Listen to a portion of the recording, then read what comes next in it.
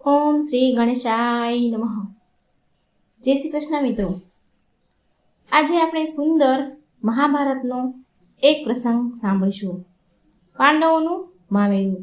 ખૂબ જ સરસ મજાનો મિત્રો વિડીયો છે. પૂરા ધ્યાનથી મનથી સાંભળજો. વિડીયો સારો લાગે તો લાઈક અને શેર કરવાનું ભૂલશો નહીં. આ ચેનલને એકવાર સબસ્ક્રાઈબ જરૂર કરી દેજો. ઓમ નમો ભગવતે વાસુદેવાય. હર હર મહાદેવ. મહાભારતની એક સુંદર કથા જેનું નામ છે પાંડવોનું મામેરું. ભીમસેન અને પાંડવોએ તેની ધર્મની માનેલી બહેનનું મામેરું કેવી રીતે પૂર્યું હતું એ સુંદર કથાનું વર્ણન હું તમને કરી રહી છું. આમ તો પાંડવોને કોઈ બહેન ન હતી, પરંતુ ભીમ સાથે એક બહેનની દંતકથા છે. આ સુંદર કથા આ વિડીયોમાં સાંભળીશું. સુંદર મજાની કથા પાંડવોનું મામેરું. હવે સાંભળીશું. બાળપણમાં ભીમસેન જ્યારે ગાયો ચરાવવા જતા ત્યારે તેના હાથની આંગળી પર એક કાંટો વાગ્યો, જેના લીધે તેને લોહી નીકળવા લાગ્યું. નજીકમાં જ ધર્મા નામની એક રબારીની દીકરી રહેતી હતી. એ પણ ત્યાં ઢોર ચરાવી રહી હતી. એણે એમ જોયું અને ઝટપટ ભીમ પાસે આવી અને પોતાની જે ચૂંદડી હતી તેનો છેડો ફાડ્યો અને જ્યાં એને વાગ્યો હતો ઘા એના ઉપર પાટો બાંધી દીધો. ભીમ ગદગદિત થઈ ગયો અને ધર્માના માથે હાથ મૂકીને બોલ્યો છે કે આજથી તું મારી ધર્મની બહેન અને હું તારો ભાઈ. જ્યારે પણ વિકટ સંજોગો આવે ત્યારે યાદ કરજે બહેન, હું જરૂર આવીને ઊભો રહીશ. સમય ઘણો વહી ગયો. બાળપણના કોલ ભૂલાઈ ગયા. ધર્મા પરણીને સાસરે ગઈ અને પાંડવો રાજા બન્યા. ધર્માને એક દીકરીએ પણ પરણવા લાયક થઈ ગઈ. ધર્માની દીકરી પણ પરણવા લાયક થઈ ગઈ. ધર્માનેની આર્થિક પરિસ્થિતિ ખૂબ જ ગરીબ હતી, ખૂબ જ કંગાળ હતી. ધર્માનો પતિ ગામના ઢોર ચરાવતો અને એમાંથી જે 2-3 પૈસા મળે તેમાં તેનું ઘરનું ગુજરાન ચાલતું હતું. ગામમાં રબારી સમાજની ઘણી દીકરીઓના એક સાથે વિવાહ હતા. કોઈએ આવીને ધર્માને સલાહ આપી કે ધર્મા, તારી દીકરીના પણ પીળા હાથ કરાવી નાખને. બધા વિવાહ સાથે તારી દીકરીના પણ વિવાહ થઈ જશે. દીકરીની જાન પણ સૌના ભેગી જમી લેશે. સૌની જાન આવશે જમશે, એના ભેગી તારી દીકરીની જાન આવશે એ પણ જમી લેશે અને વગર પૈસે તારો અવસર પણ નીકળી જશે.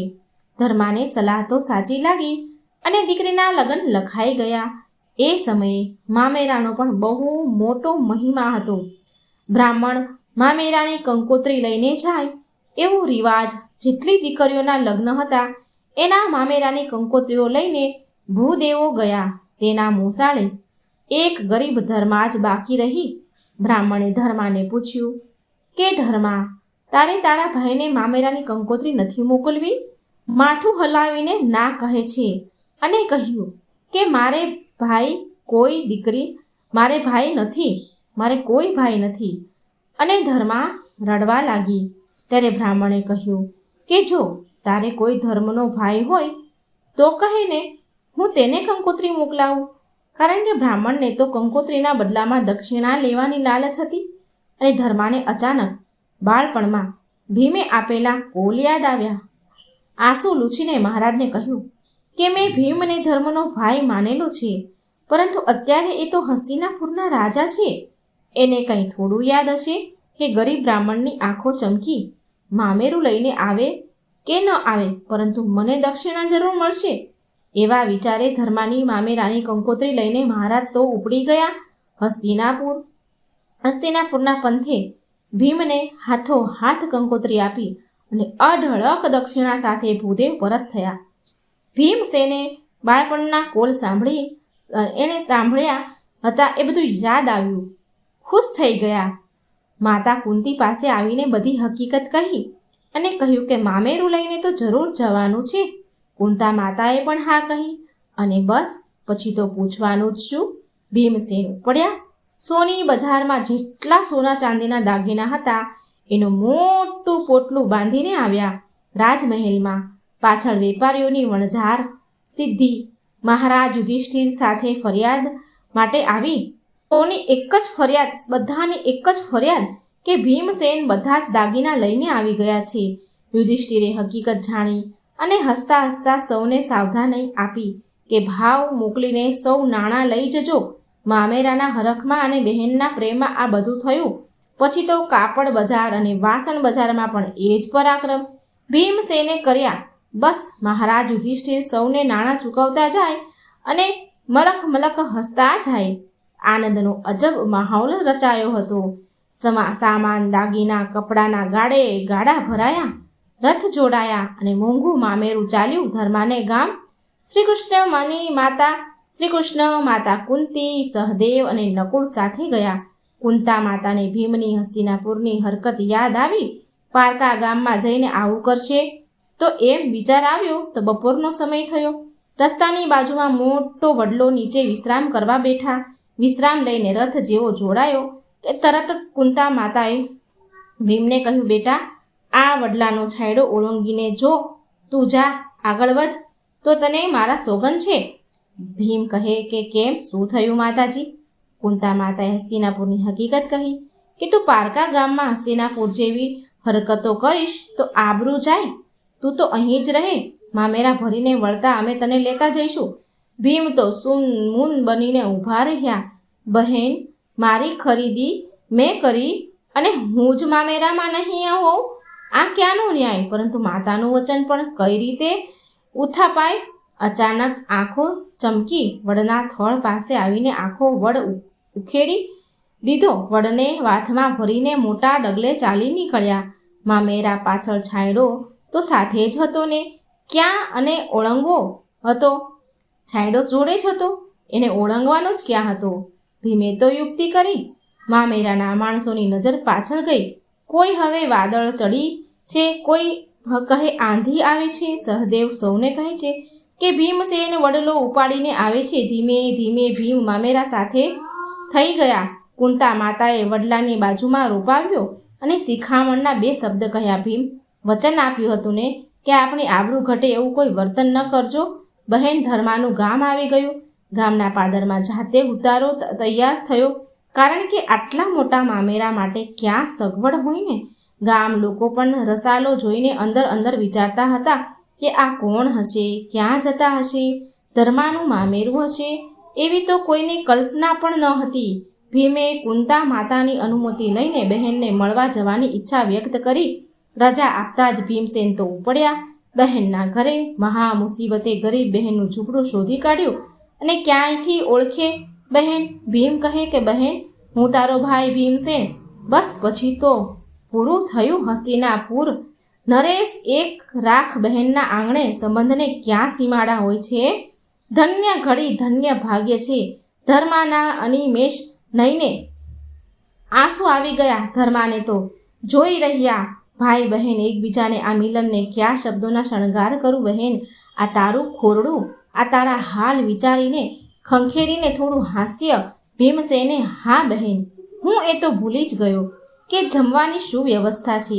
સંકોચતા વદને બહેન એટલું જ બોલી શકી કે ભાઈ, બધી જાન સાથે આપણે જમવાનું છે. 40 જાનો એક સાથે જમશે. ભીમસેન કહે છે, કંઈ વાંધો નહીં બહેન, પરંતુ જમણવારનો બંદોબસ્ત હું જોઈને આવું છું. વનમાં કંઈક ગાંઠ વાળીને ભીમસેન તો ઉપડ્યા. રસોડે બંદોબસ્તમાં ઉભેલા માણસોને પૂછ્યું કે રસોઈ કેવી બનાવી છે? રસોઈયા કહે કે ભાઈ, આંધળા છો કે શું? આ સામેના 5 ઓરડા રસોઈથી ભરેલા છે. લ્યો આ ચાવી અને જોઈ લ્યો, અને પેટ ભરીને ખાવું હોય તો ખાઈ પણ લ્યો. અનુમતિ મળી ગઈ અને વૃક્ષોદરને પછી તો પૂછવું જ શું. ઓરડા ખોલતા ગયા અને ભીમસેન ઓએ કરતા ગયા, ખાતા ગયા. આવીને ચાવી આપતા એટલું જ બોલ્યા કે રસોઈ સારી હતી. જાન આવી ગઈ, બધી જાનો આવી ગઈ. ઉતારા અપાઈ ગયા. જમણવાર માટે યુવાનો રસોડે કેળ બાંધીને તૈયાર થઈ ગયા. રસોડાના ઓરડા ખોલ્યા અને તો હાહાકાર મચી ગયો. રસોડે આ રસોઈ ક્યાં ગઈ? શું બન્યું હવે? આવડો મોટો બંદોબસ્ત કઈ રીતે કરશો? તરત કઈ રીતે થાય? વડીલો ભેગા થયા. આ તો આખા ગામનું નાકનો સવાલ હતો. ઉતારે આવીને ભીમસેન સીધા શ્રીકૃષ્ણને મળ્યા, કમરમાં ગોદો માર્યો અને પરાક્રમ વર્ણવ્યો કે હે ગિરધર, હવે ઉઠ્યો અને ચાલો, ધર્માને ઘેર રસોઈનો પ્રબંધ કરો. તમે જ કરી શકો એમ છો. વાર ન લગાડો, નહીંતર હાહાકાર મચશે. બહેનની દુર્દશા જોઈને શ્રીકૃષ્ણ પણ વિહ્વળ થઈ ગયા. ભીમસેન લાકડાથી ચોંટીને નકશો દોરતા ગયા અને શ્રીકૃષ્ણ મકાનનો આકાર આપતા ગયા. આ તો મારા નાથની લીલા, કોણ એને પાર પામે? આવાસ તૈયાર થઈ ગયો. હવે આવ્યો રસોઈનો વારો. શ્રીકૃષ્ણ હાથ ફેરવતા ગયા અને રસોઈના વાસણો તૈયાર થતા ગયા. વાસણો પર હાથ ફેરવ્યો અને રસોઈ તૈયાર. આખુએ ગામ જમે એટલી, એ પણ ભગવાન શ્રીકૃષ્ણના જગતના નાથે બનાવેલી. ધર્મા તો ચકડ વકડ આંખે જોવા લાગી. બોલો તો પણ શું બોલે? બહેન ધર્મા, ચાલ, આખા ગામમાં ઘેર ઘેર ફરીને ભોજનનું આમંત્રણ આપવાનું છે. બધા જાન નિવાસી પણ ચાલીને આવ્યા છે. હું સાથે આવું છું. આમંત્રણ અપાઈ ગયું છે. વાહ રે ગિરધારી! આખા ગામમાં કૌતુક ફેલાયું. જે ઘરને પારકા ઘરમાં જમવાનું હતું, એ ઘરના આંગણે આખું ગામ હેલે ચડ્યું છે. ઘડીભરમાં વાત ફેલાઈ ગઈ કે ધર્માનું મામેરું હસ્તિનાપુરથી ભીમસેન, સહદેવ, નકુળ, કુંતા માતા અને ભગવાન શ્રી કૃષ્ણ લઈને પધાર્યા છે. પછી તો શું ખામી હોય? હોંશે હોંશે આખું ગામ જમ્યું. જાનો જમી, મામેરા જમ્યા, મામેરિયા બધા જમ્યા અને આમંત્રિત મહેમાનો પણ જમ્યા.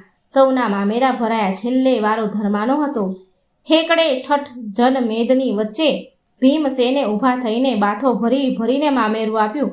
આખું ગામ વ્યવહારથી ઢંકાયું. એમ કહીએ તોય ખોટું નથી. સગા સંબંધી કેમ બાકાત રહે? ધર્મા યાદ કરતી ગઈ અને ભીમસેન પેરામણી કરતા ગયા. એક રાજ આખા બહેનના ચહેરા પર આજે જગત આખાનો આનંદ છવાયો. ધન્ય ઘડી, ધન્ય ભાગ છે ધર્માના. આજ સુધી પાંડવોના મામેરા જેવું કોઈએ મામેરું ભર્યું નથી.